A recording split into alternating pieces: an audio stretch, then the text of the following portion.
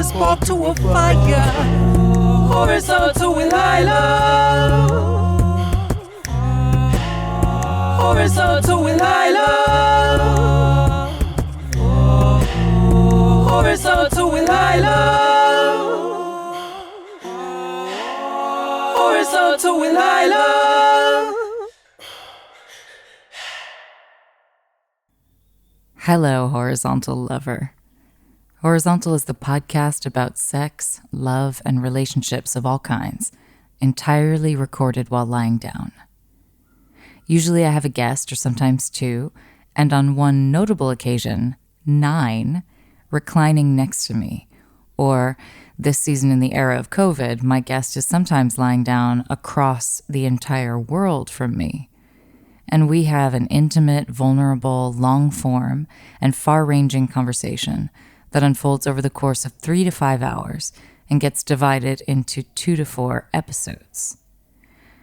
Horizontal is slow radio, a kind of stargazing or post-coital or long road trip kind of conversation. And that's what horizontality is to me.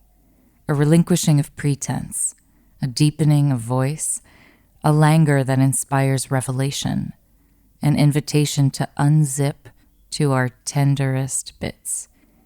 It's like consensual eavesdropping. We invite you in to lie down next to us as we share our secrets in your ears. Typically, the first half of our conversation is available in all the podcast places for all of you horizontalists, and the latter half is available exclusively to patrons of the horizontal arts. Occasionally, I'll also do a quickie episode, which consists of a single intimate story, usually recorded live at one of my horizontal storytelling pajama party events. I miss those.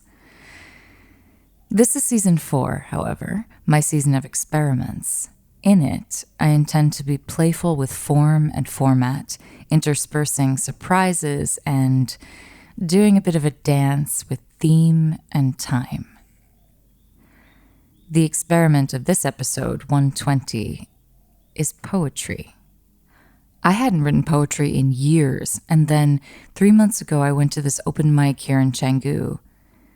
The upswelling of personal expression and the prospect of being on stage again, which is a rush that my body craves, so inspired me that I started writing the first of these poems during intermission that first time I went. You may recognize the subject and the love affair of the piece titled Climaxes and Denouements from my part 2 with Bevan, episode 62, We Can Be Benefits, but Not Friends. The second poem, Exquisite Cupboards, was inspired by a disappointing young lover here in Bali. Does he know he's the muse? Yes, he does. I read it to him horizontally in bed, actually.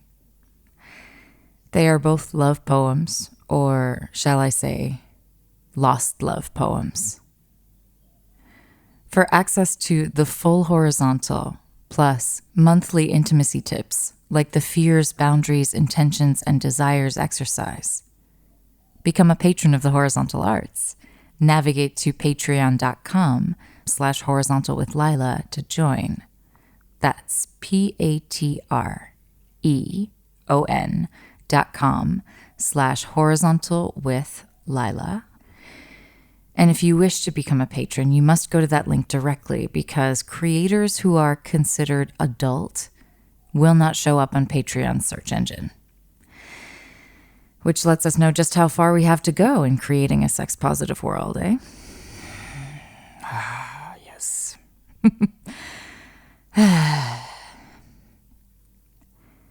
Even if you are a non-poetry person, I hope you'll still allow this episode to wash over you with the same receptivity as you do other horizontal installments. In fact, I have heard from multiple not poetry people, including my dear friend and guest of episodes 59 and 60, Samia, that they don't like poetry, but they like my poetry, which is basically how I feel about dogs and Christiane's dog, Stella. Please don't hold that against me. And now, darlings, come lie down with me in Canggu, Bali, Indonesia, for a poetic quickie. Climaxes and denouements. When I was an actress, I used to do a monologue, a young woman whose father left when she was a kid. She said if you drew a circle around her life, her father would be sitting in a lawn chair just outside the circle with his boots on the line, reading a book. So I wrote in my ire, I cannot have you hovering on the edges of my life, taking up space. I need to be clear for my man to enter. I don't think he got the reference, or my tone, which was decisive with gravitas and regret. He was a film major and I was the actress. We both knew I had a particular advantage. My doctorate, he called it. Emotional intelligence is the technical term. But I told you not to contact me. No PhD required. I told you, I cannot have you hovering on the edges of my life, taking up space. I need to be clear for my man to enter. So why put your boot on the line? I know we're not supposed to be talking right now, but what? Realized you loved me when the world might end? Monogamy throttling you with its tentacles again? Ready to be touched softly down your back for the second time in your life, with the feathered fingertips of no woman underneath you before me, and no woman since? I may have clicked send before rereading. I may have said, what the fuck is wrong with you? Why did you send me this thinnest of emails telling me to be careful? Because it's dangerous out there, because it's serious in the world. Don't you think I know that? Don't you think I know? What are you doing? What good is it to tell me to be careful? What is the purpose of this message? I asked for the intent. Don't you dare reiterate the content. How dangerous you've been. Toppling myths of other men, spun sugar and air, a confection spanning decades of my lifespan, spanning a New York Times modern love story I keep thinking has an ending. But do entanglements have endings? Just pauses, right? Just lulls. And then the twisted projectionist in the booth of my subconscious inserts a splice of you into my night dreams on a morning, edged by the ocean, your chest against my back, poised at the juncture of my waking, your chest against my back. So for a split second, I think I am happy. How could I not become intoxicated on you? You know I don't come like that with other men. You know I came with you inside me the first time and every time after that. You know I don't drink. Avoidance and men have always been my vices. I don't drink, and I'm still not sober of you. The continents between us never stopped any masochist from any bender. I vomited chai tea. Didn't want a child either. I said so in my bed on the day that you asked, and you felt so free. You said so free, knowing I'd get the abortion. And that must have been the day that one became required. It's a dangerous thing, a myth, to pull, to pray, your Joaquin Phoenix eyes, and the way everything, yet everything, was more important than me. What an entanglement we are, you said, putting your boot on the line 3 boots ago after I told a story about you, but mostly about me, and broadcast it for the world and called you Peter, like you asked, which is my gay uncle's name, and he doesn't like me, but okay. Thanks for that, by the way. Thank you for not asking me not to tell my part of our story, because you know stories. They're the absolute of me. The crux and the crucible, the glint and the triumph, the purpose and the gift. Stories are the way I'm wired. If you cut me open, you'd find nothing but climaxes and denouements and just a few well-placed beginnings. which is why I remembered details like the circle and the lawn chair and the book, your college briefcase and electric blue guitar, your pointy shoes and fast talk, everything slicked back. The way you spanked me as I rode you as though you were riding me climaxes and denouements. When you stood beside me at that party, your hand on the small of my back, even when it wasn't. Your insistence in the wake of the first time we made love with the full force of 20 years of intermittent tension and care that there was nothing so important that I couldn't get back into bed and let you hold me for 11 minutes long. The empty glass of water I didn't want to get up for, that you left filled so I could keep on writing. It's a dangerous thing, a myth, a full glass of water, your scent, leather armchairs, and a whiff of being taken care of. I love you, Peter. Still. But get your boot off my fucking line. All right, darlings, here is poem number 2, Exquisite Cupboards. What have you done with your negligent lovers? Filed them away, have you? Such exquisite cupboards. Will you show me the Dewey Decimal System you use and where you put your text message breakups and your ghosts? Compartmentalization is the skill of the emotional apocalypse, and I want to be ready to survive like you do. Or not like you do, but like I do, with, say, 10% less wrenching heartbreak. You do know the Dewey Decimal System, right? Oh no, you're too young. Card catalogs of libraries past, ancient, inefficient, singular, one card, one book, one number, one tome, typewritten, click, click, clack, chka, filed obediently with a shh. There they are.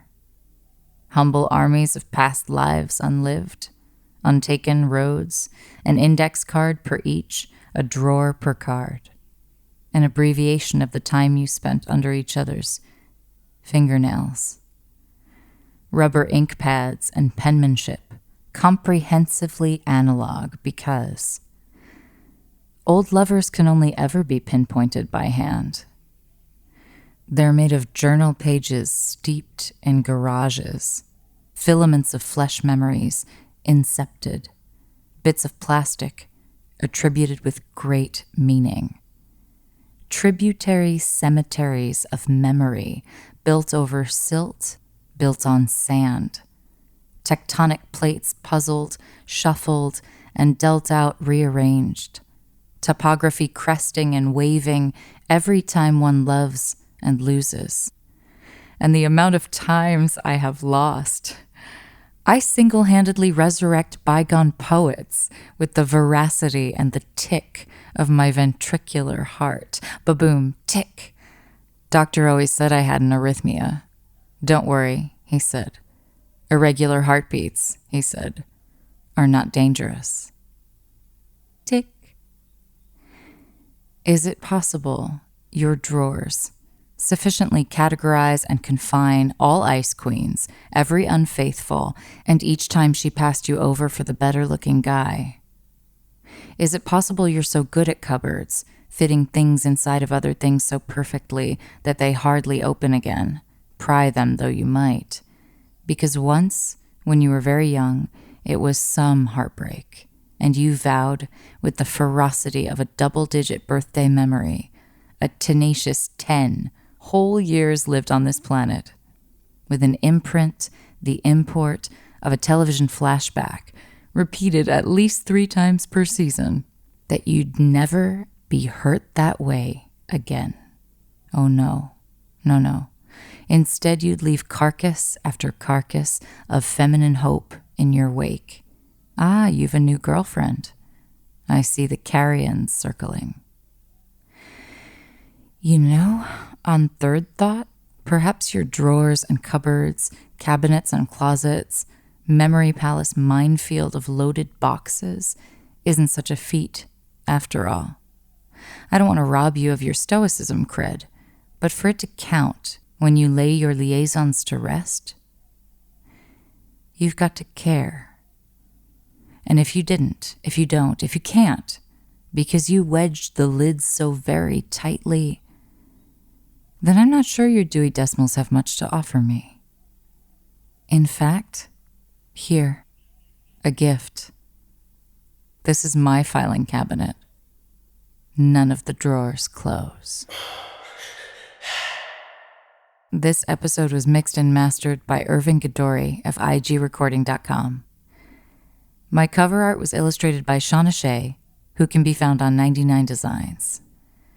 The remix of my original intro music was created by Kid Mental, whose motto is theme songs for everyone, so you don't have to be a podcaster to get a theme song of your very own by supporting him on Fiverr or on Patreon. Until next time, may you have someone to love right up, something meaningful to do, and something shiny to look forward to. I'm looking forward to getting tied up again by my new lover in my pretty brand new red shibari ropes. Thank you for listening to this experimental episode. If you have an idea for another horizontal experiment or want to share the impact of a particular episode on you, don't hesitate to reach out and email me, lila@horizontalwithlila.com. It lights me up to know when something I make is meaningful to you. And thank you. Thank you for getting horizontal.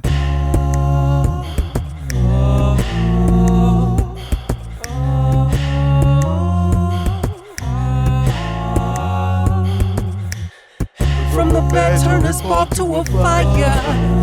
Horizontal with Lila. Horizontal with Lila.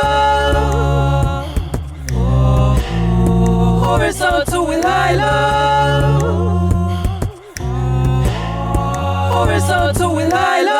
Love in its rawest and intimate expression. No matter how received, you still can't change the message. A length without measure, a priceless affection. The timeless connection of electric. The feeling that we define as a pleasure. Between you and I, a friendship's warm embrace like a fire. The cherished moments shared like stars in the sky.